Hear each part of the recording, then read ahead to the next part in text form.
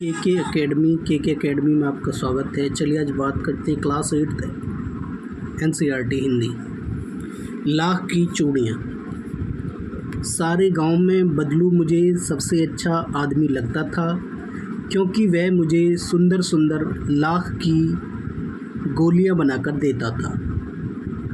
मुझे अपने मामा के गांव जाने का सबसे बड़ा चाव यही था कि जब मैं वहां से लौटता था तो मेरे पास ढेर सारी गोलियां होती, रंग बिरंगी गोलियां जो किसी भी बच्चे का मन मोह लें।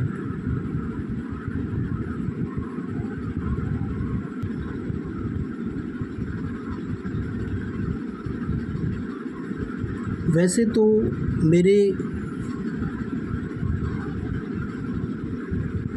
मामा के गांव का होने के कारण मुझे बदलू मामा कहना चाहिए था, परंतु मैं उसे बदलू मामा न कहकर बदलू काका कहा करता था।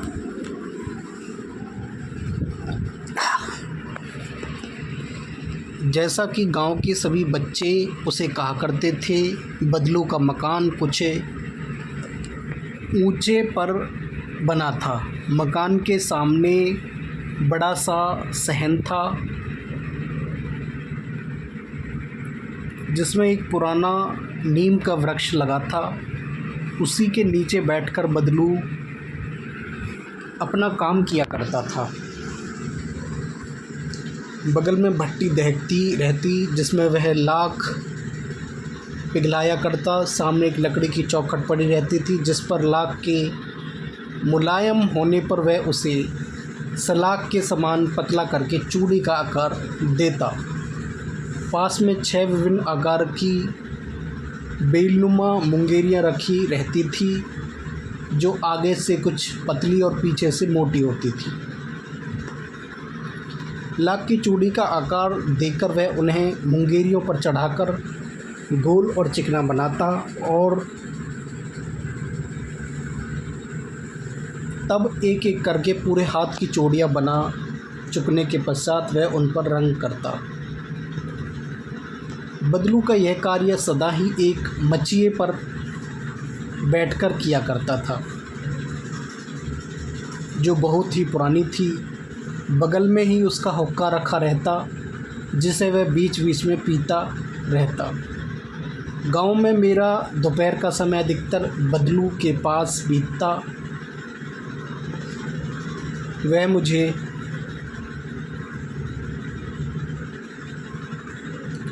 लला कहा करता और मेरे पहुंचते ही मेरे लिए तुरंत एक मचिया मंगा देता। मैं घंटों बैठे बैठे उसे इस प्रकार चूड़ियाँ बनाते देखता रहता। लगभग रोज़ ही वह 4-6 घंटे चूड़ियाँ बनाता। पूरा जोड़ा बना लेने पर वह उसे बेलन पर चढ़ाकर कुछ क्षण चुपचाप देखता रहता, मानो वह बेलन न होकर किसी नववधू की कलाई हो। बदलू मनिहार था। मनिहार मतलब चूड़ी बेचता है। चूड़ियाँ बनाना उसका पैतृक पेशा था, और वास्तव में वह बहुत ही सुंदर चूड़ियाँ बनाता था। उसकी बनाई हुई चूड़ियों की खपत भी बहुत थी।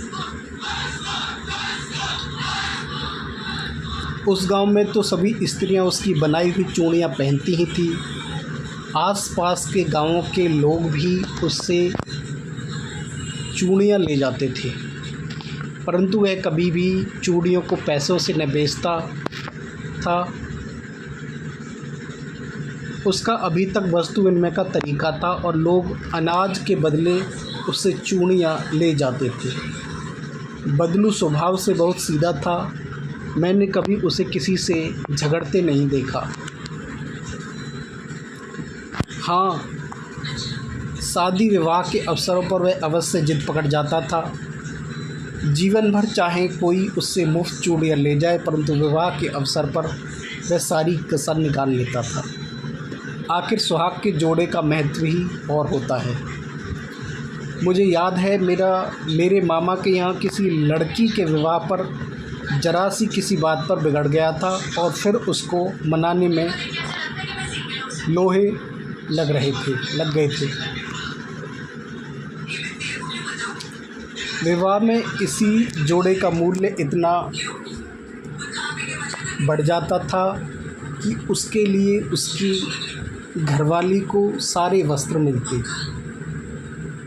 ढेरों अनाज मिलता, उसको अपने लिए पगड़ी मिलती और रुपए जो मिलते सो अलग।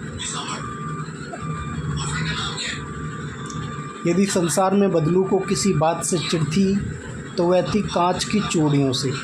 यदि किसी भी स्त्री के हाथों में उसे कांच की चूड़ियाँ दिख जाती तो वह अंदर ही अंदर कुढ़ उठता और कभी कभी 2-4 बातें भी सुना देता।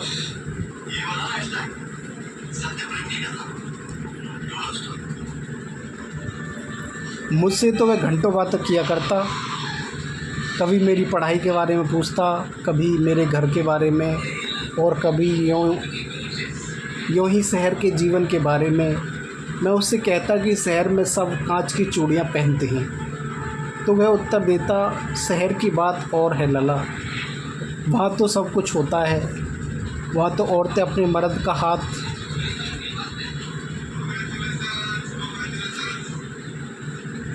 पकड़कर सड़कों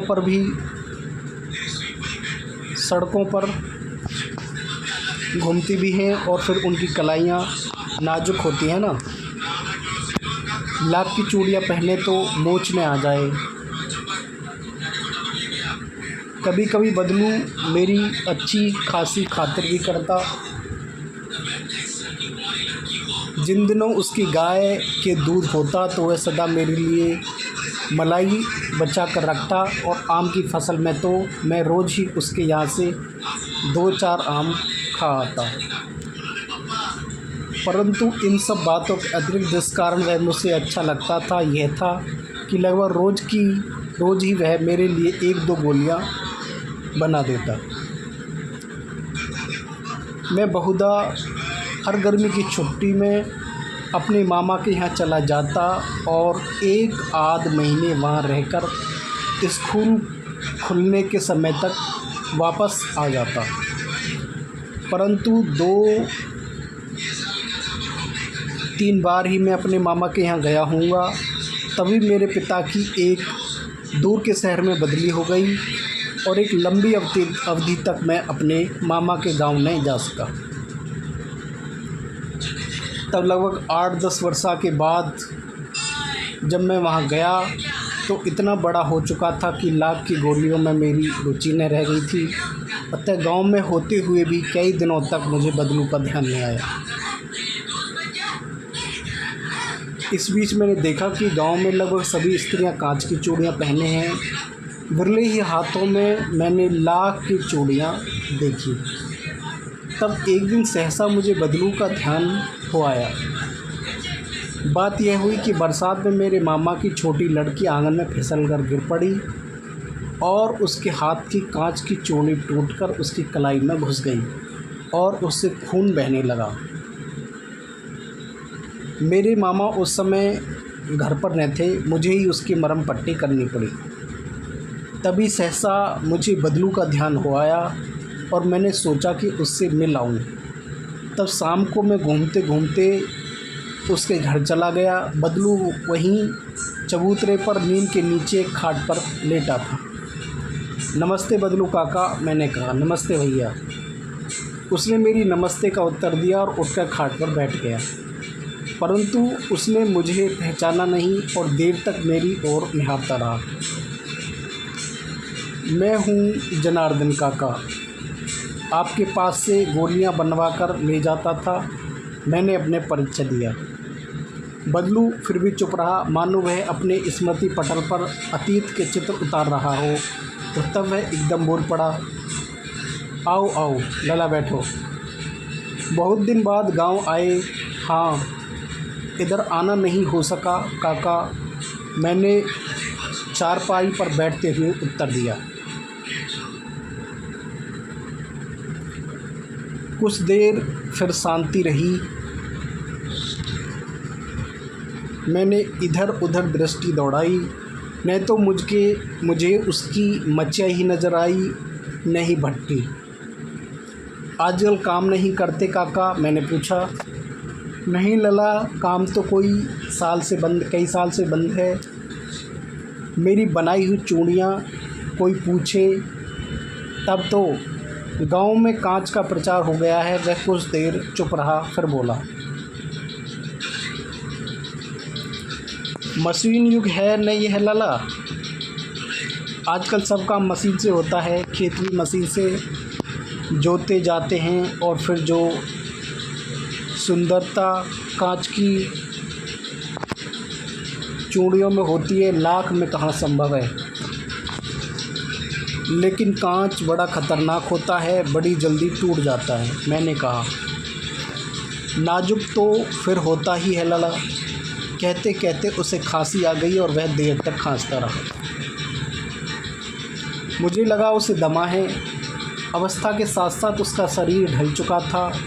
उसके हाथों पर और माथे पर नसें उभर आई थी। जाने कैसे उसने मेरी शंका भांप ली और बोला, दमा नहीं है मुझे, फसली खांसी है। यही महीने 2 महीने से आ रही है। 10-15 दिन में ठीक हो जाएगी। मैं चुप रहा। मुझे लगा कि उसके अंदर कोई बहुत बड़ी व्यथा छिपी है। मैं देर तक सोचता रहा कि इस मशीन युग ने कितने हाथ काट दिए हैं। कुछ देर फिर शांति रही जो मुझे अच्छी नहीं लगी। आम की फसल अब कैसी है काका? कुछ देर पश्चात मैंने बात का विषय बदलते हुए पूछा। अच्छी है लला, बहुत अच्छी है, उसने लहक कर उत्तर दिया और अंदर अपनी बेटी को आवाज़ दी। अरे रज्जो, लला के लिए आम तो ले आ। फिर मेरी ओर मुखातिब होकर बोला, माफ़ करना लला, मैं आम खिलाना भूल गया था। नहीं काका, आम तो इस साल बहुत खाए हैं। वाह वाह, बिना आम खिलाए कैसे जाने दूंगा तुमको। मैं चुप हो गया। मुझे वे दिन याद आ गए जब वह मेरे लिए मलाई बचा कर रखता था। गाय तो अच्छी है न काका? मैंने पूछा। गाय कहाँ है लला, 2 साल हुए बेच दी, कहाँ से खिलाता। इतने में रज्जो उसकी बेटी अंदर से एक डलिया में ढेर से आम ले आई। यह तो बहुत हैं काका, इतने कहाँ खा पाऊँगा, मैंने कहा। वाह वाह, वह हंस पड़ा। शहरी ठहरे न, मैं तुम्हारे उम्र का था तो उसके 4 गुने आम एक वक्त में खा जाता था। वक्त मतलब एक बार में, एक समय में। आप लोगों की बात और है, मैंने उत्तर दिया। अच्छा बेटी, लला को 4-5 आम छांट कर 2 सिंदूरी वाले देना। देखो लला कैसे हैं, इसी साल ये पेड़ तैयार हुआ है। रज्जू ने 4-5 आम अंजलि में लेकर मेरी ओर बढ़ा दिए। आम लेने के लिए मैंने हाथ बढ़ाया तो मेरी निगाह एक क्षण के लिए उसके हाथों पर खटक गई। गोरी गोरी कलाइयों पर लाख की चूड़ियाँ बहुत ही फब रही थी। बदलू ने मेरी दृष्टि देख ली और बोल पड़ा, यही आखिरी जोड़ा बनाया था जमींदार साहब की बेटी के विवाह पर। 10 आने पैसे मुझको दे रहे थे, मैंने जोड़ा नहीं दिया, कहा शहर से ले आओ। मैंने आम ले लिए और खाकर थोड़ी देर पश्चात चला आया। मुझे प्रसन्नता हुई कि बदलू ने हार कर भी हार नहीं मानी थी। उसका व्यक्तित्व कांच की चूड़ियों जैसा न था कि आसानी से टूट जाए। ये थी कहानी।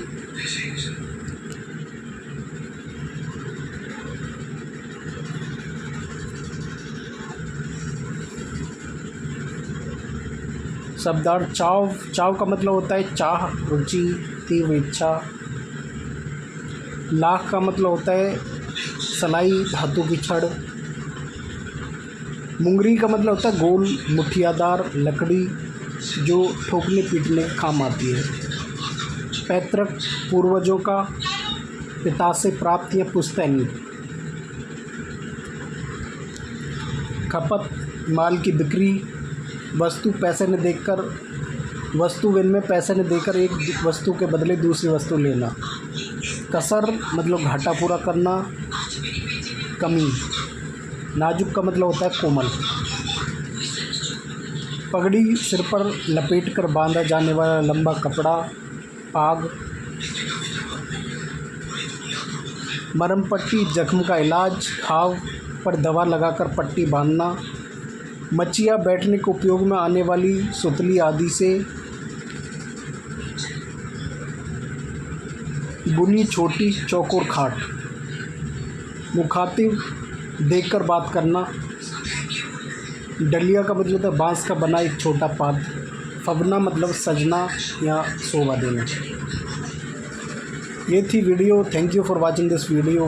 वीडियो आपको अच्छी लगे तो प्लीज़ वीडियो को लाइक करें, चैनल को सब्सक्राइब करें। धन्यवाद।